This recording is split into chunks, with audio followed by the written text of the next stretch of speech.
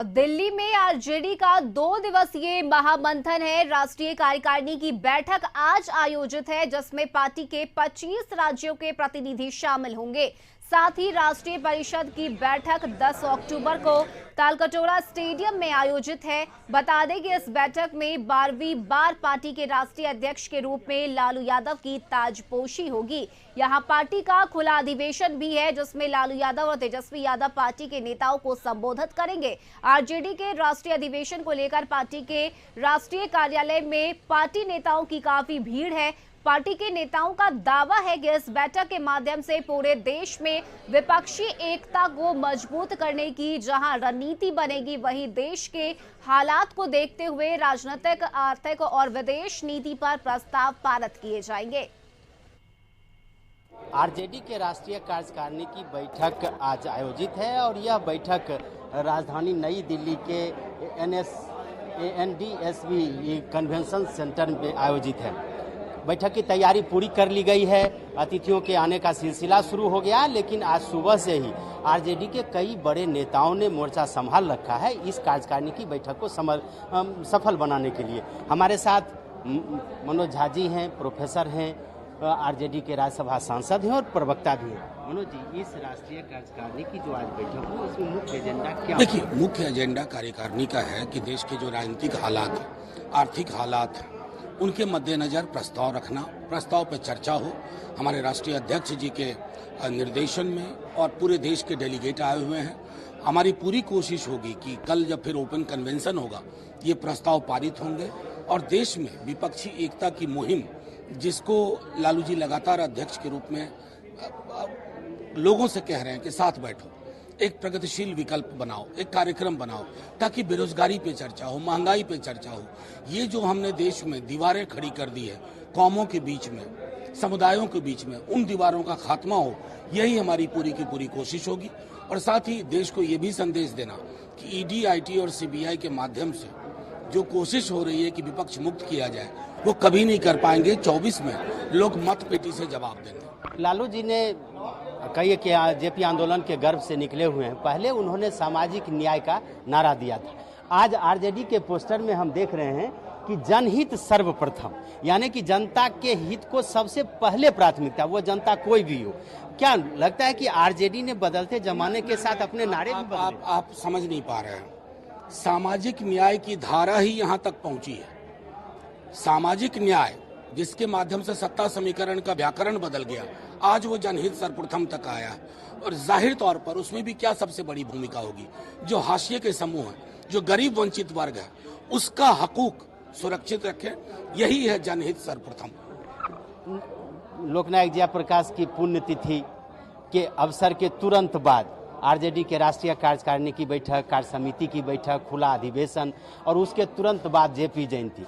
मुख्यमंत्री नीतीश कुमार, तेजस्वी प्रसाद यादव सिताबदियारा जाते हैं, फिर 11 तारीख को बृहद कार्यक्रम। इस बीच में जो राजनीति है वो बदल रही है, देश की राजनीति, बिहार की। जेपी एक बार फिर सभी के जेहन में। अमित शाह जी, प्रधानमंत्री नरेंद्र मोदी, पूरी बीजेपी जेपी को भुनाने में लगी। नहीं, मैं तो कोशिश कर लें भुनाने की। जेपी को संभालना यहाँ आसान नहीं है भाई। हृदय में अगर जेपी होंगे ना, तो गोडसे नहीं हो सकते। जेपी और गोडसे एक साथ किसी के हृदय में वास नहीं कर सकते। जो गोडसे वाले हैं, अरे उनकी पार्टी के एक सांसद ने कहा कि गोडसे सबसे बड़ा देशभक्त था। किस मुंह से जेपी के पास जाएंगे आप? जेपी के पास जाने के लिए आपको ऐसे गंगा जल की जरूरत है ना, जो आपसे नहीं हो पाएगा। लेकिन आरजेडी का जब भी कोई बड़ा कार्यक्रम हो, तेजस्वी का शपथ ग्रहण हो, तो फिर ईडी की छापेमारी, आज राष्ट्रीय कार्यकारिणी की बैठक हो, राष्ट्रीय कार्य समिति की बैठक हो, तो फिर चार्जशीट दाखिल। क्या इसके मायने क्या? नहीं, मायने तो आप लोग जानते हैं।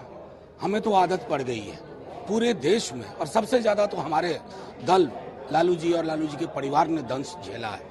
ये जो राजनीति है ना, वेंडेटा की, दुर्भाग्यपूर्ण बदले की भावना कार्रवाई की, इस राजनीति को भी विराम जनता लगा देगी। कल तक आरजेडी अकेले थी, लालू प्रसाद यादव, तेजस्वी यादव, मनोज झा जूझ रहे थे। कल मुख्यमंत्री नीतीश कुमार भी खुलेआम आपके समर्थन में आएंगे, कहें कि ये कोई मामला नहीं है, परेशान। बिल्कुल सही कहा उन्होंने।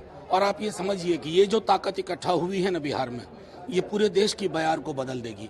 जो लोग अभी सोच रहे हैं कि हम जेपी के यहाँ जाकर के कुछ वैकल्पिक कर लेंगे, उनके हाथ में कुछ नहीं आएगा। एक बात, अंतिम सवाल, जगता बाबू नाराज हैं। जगता बाबू ने पार्टी के लिए सब कुछ किया, लेकिन अभी तक वो आए नहीं है। लगता नहीं है कि उनकी कमी? बताइए, उनकी नाराजगी आपसे बात हुई है क्या? वो अभिभावक हैं दल के, सिर्फ वरिष्ठ नेता नहीं है।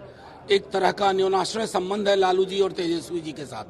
वो आए ना आए ये अलग बात है, वो हमेशा हमारे बीच है, उनका आशीर्वाद है, उनके मातहत हम सब ने काम किया है। इसलिए ये मीडिया के लिए एक गॉसिप का मामला हो सकता है, हमारे लिए बहुत संवेदनशील विषय है और वो हमारे अभिभावक थे, हैं और रहेंगे। पाटलिपुत्र से हस्तिनापुर की यात्रा, क्या संदेश लगता है? आप तो हस्तिनापुर में रहते ही हैं, क्या जाएगा समूचे देश में से? पहले आरजेडी ने अपने 26 राज्यों के प्रतिनिधियों को ये संदेश देने की कोशिश की, क्या आम जनता के बीच भी जाएगा ये संदेश? सीधी सी बात है, एक संदेश, दिल्ली दूर नहीं।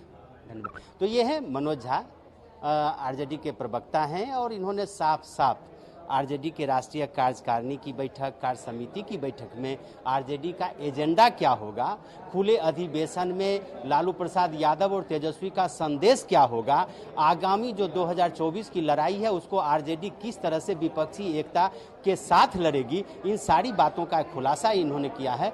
देखना है कि आरजेडी का जो आज राष्ट्रीय कार्यकारिणी की बैठक होगी, ये तो हालांकि ये पुरानी कार्यकारिणी है, लेकिन पुरानी कार्यकारिणी की बैठक में ही लालू प्रसाद यादव का जो चुनाव हुआ है उस पर मुहर लगेगी, और कल राष्ट्रीय अधिवेशन में फिर लालू प्रसाद यादव की 12वें राष्ट्रीय अध्यक्ष के रूप में ताजपोशी होगी। देखना है कि आरजेडी अपने मिशन में कितना कामयाब हो पाती है। फिलहाल कह सकते हैं कि इसी हॉल में आरजेडी के राष्ट्रीय कार्यकारिणी की बैठक है, और इस कार्यकारिणी की पूरी तैयारी आप देख सकते हैं हो चुकी है। सज धज करके यह हॉल तैयार है, सिर्फ इंतजार है लगभग 26 राज्यों के 322 उन प्रतिनिधियों का जो 2024 के महाभारत की रणनीति यहाँ पे तय करेंगे। कैमरामैन सुनील के साथ अशोक मिश्र, कशिश न्यूज, नई दिल्ली।